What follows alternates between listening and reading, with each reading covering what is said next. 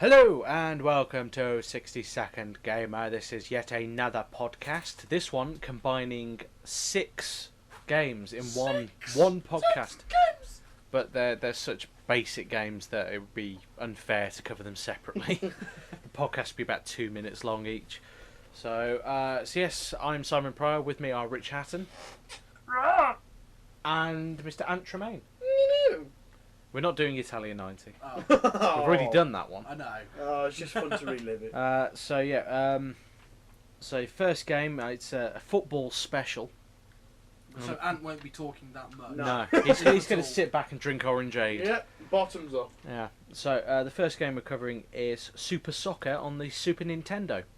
You're going to have to remind me of these because we played so many of yeah, them. this- Just sort of Super merge Soccer, into one. it's the game with the mullets on the goalkeepers. There are 2 modes. There's 16 teams. There's play game and the penalty shootout. Oh.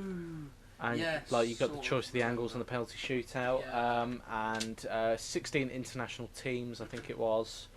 And along with that as well, the Does one it have team. a league mode? No, No. there's a tournament mode, Oh, right, okay. knockout tournament. And that's So it it. just shows how memorable it Yeah. was. And basically you're playing from one end to the other. It's sort of like head-on footage. So like one goal is at this end of the camera and you run up and down. Yes. So whoever's playing up the field has a the advantage. Clear advantage. Yeah. Yes, I remember it. And sort of. once the ball ends up in between a group of 4 players, all 4 of them will go for it. Yeah.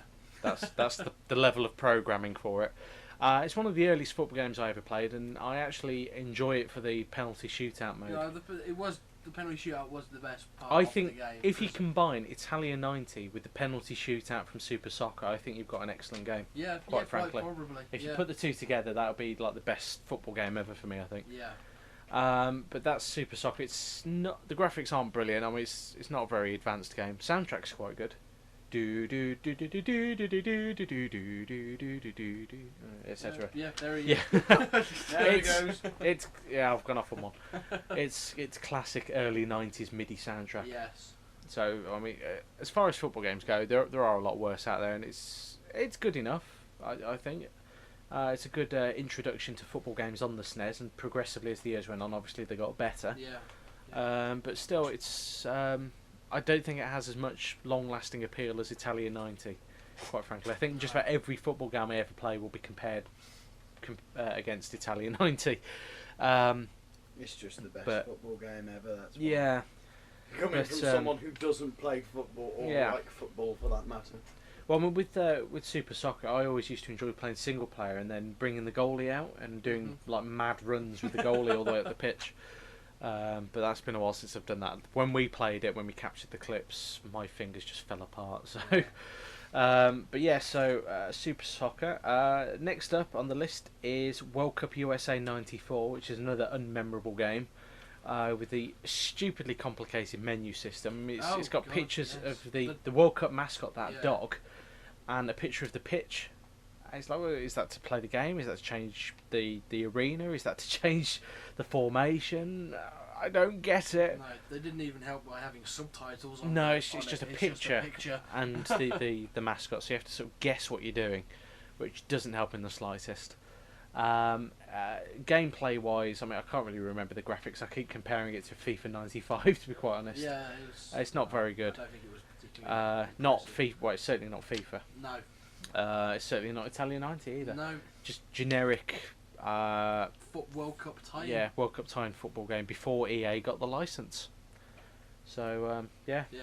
What more can you say? Completely unmemorable. Yeah, I can't even think of anything good to say about it, to be quite honest. So we'll move swiftly on to the next game on the list, which is World Cup Striker on the Super Nintendo. And this one was the one with the indoor mode. Oh yes, I And, could actually score on the indoor mode. Yeah. The gameplay is very arcadey. It used to be one of my favourite football games before I got FIFA 95, or FIFA International Soccer as it was on the SNES. And it was one of the first games I played that had an indoor mode. You could have loads of fun on it. I mean, the players there, they have no faces. No. You run around and Oh, you're yes. sprinting around the place, you're going around like end to end in about 3 seconds, and players with no faces. and Yes. you play Even the I game. remember that one. Yeah. It's quite a good game, to be honest. I mean, World Cup Striker is actually an update of Striker, which came out about 6 months previously, and they re-released it with a few tweaks as World Cup Striker, and that was just in time for the World Cup '94. Yeah, and so that was the situation with that. But the game itself sort of defines its own identity, I suppose. With every now and again you take a shot, and you've got the billboard lights. Yeah. Yeah, it says like who scored the goal. Oh, It flashes up with the yes, goal and stuff. yeah. It had that come up, and every now and again, like you'd have a thing like someone would do a tackle, it'd come up on the bottom and say the ref needs glasses, that sort of thing. So I quite enjoyed it for that, and you can customise the team and player names as well, Yes. which was nice. quite handy. Back in the day before they could get the license, and lots of players with similar sounding names to their real life counterparts, but not quite the same. But World Cup Strike, I'd rate that quite highly. I mean, I'm not going to score any of these in the podcast because I haven't actually scored them for the reviews yet. So We're cheating somewhat. yes, so it wouldn't be fair to score them like this, but you'll see them in the playlist that we do for it. So next up we have Nintendo World Cup on the NES. Now this is the one. This is the one where the players look like thugs, and you only control one player. Oh, And with God, your A and yes. B buttons, you shout pass and shoot, and the player who has the ball does the corresponding action, and that's about it. Yeah. It's not very good at all, to be quite Oh, honest. really? The graphics are ropey and a bit horrible. The gameplay is awful. I think there's like 3 aside or something like that. 3 outfield players, or it's Yeah. 3. You only control the one person. Yeah, it's 4 or 5 aside, so Yeah, there's nothing more to it. uh, It's probably the first football game I ever remember playing. I never owned it initially. I only got it because it came bundled with Super Mario Brothers and Duck Hunt on one card. So that's the only reason I got it again. But it's not a very good game at all. I mean, given the size of the cart as well. I mean, you've got like a 6-inch games cart, and you've got an awful football game on there, quite frankly, and no, not very good at all. Nah. Given a choice, I wouldn't own it, quite frankly. But I'd rather put my testicles in a piranha-infested river, covered in jam. covered in human blood, No. With jam. with jam thrown Oh. in for good measure. I'm there. No. I tuned back in at the wrong point then. Yeah. So yeah, Nintendo World Cup. I'd steer clear, quite frankly, unless you like watching badly animated players running around. So moving swiftly on, Kickoff on the NES. This is the top-down one. Top-down one. It's Italian 90 Light. style, pretty much. I played Kickoff. It's one of my earliest video games. I think it was the first one we owned. Right. Nintendo World Cup was the first one I played, but Kickoff was the first one we owned. This is a top-down football where if you run off at a slight angle from where the ball is, you leave the ball behind, and you've got to sort of like double back on yourself and pick it up before the opposition gets to it, as you'll see from the intro sequence on the actual sketch of the review. And I can't really think of much more to say for it. It was very difficult to score. Yeah, it's really hard to score. The players aren't very well animated either, and They're just yeah, blobs with legs, aren't yeah, pretty much. No sound effects, pretty much they? either. No, that's true. Yeah. That's the thing with the Italian 90. You could like run around it squelching, but at least you've got some sounds to entertain you. Whereas Kickoff, it's nothing, not even a crowd. Pretty much, it's just silent. Perhaps So- there wasn't one. They just did it, and it was just everyone couldn't be bothered to turn up. That brings me on to Kickoff 3 on the Super NES, which had some very badly animated voices. Well, I say voices, badly. I say animated, badly recorded MIDI sounds that are supposed to replicate people singing on the turnstiles, and yeah, you'll see it in the review and you'll hear it in the review. Which one was the one that had the menu which went world? That's World Cup Striker. Oh, was it? Yeah. Oh. The menu for that. Soccer. Soccer. Or is it Striker? Oh God. World. knows. Who Cup. cares? It Probably sounded like Striker. soccer. Yeah. But it sounded like soccer, but I think it's Striker. God knows. Striker. Yeah, it's but yeah, Kickoff 3, subtitled European Challenge, and on this one, the main crux of the game is the European Cup, or the main focus of it. And you choose a team, and you play games, and you try and win the European Cup. Yeah, teams only from Europe, obviously. Yeah, and Not compared that many. no, compared to Kickoff 1, and I think Kickoff 2 was top down as well. Kickoff 3 has the side-on approach. And the players are slightly better animated, but there still isn't a massive amount to it, quite frankly.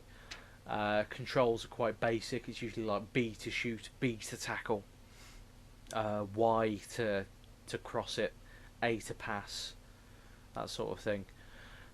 So nothing massively complicated, but that was my Christmas in '94 dealt with. When that game came out, I got it for Christmas '94, and I was happy for about 4 days, just playing it and working out how to beat the keeper. And in true football game fashion, you beat the keeper by attacking him from an angle. Come at him from a diagonal angle, and you can score a goal. It's like the predecessor to FIFA games. Yep, very much the so. Mid-90s. Yeah, but it's all right in itself. I mean, I think I prefer it to Kickoff 1. But the same problem applies, that if you don't run in exactly a straight line with the ball, the player will leave it behind and you run the risk of losing it. It's not the best of games.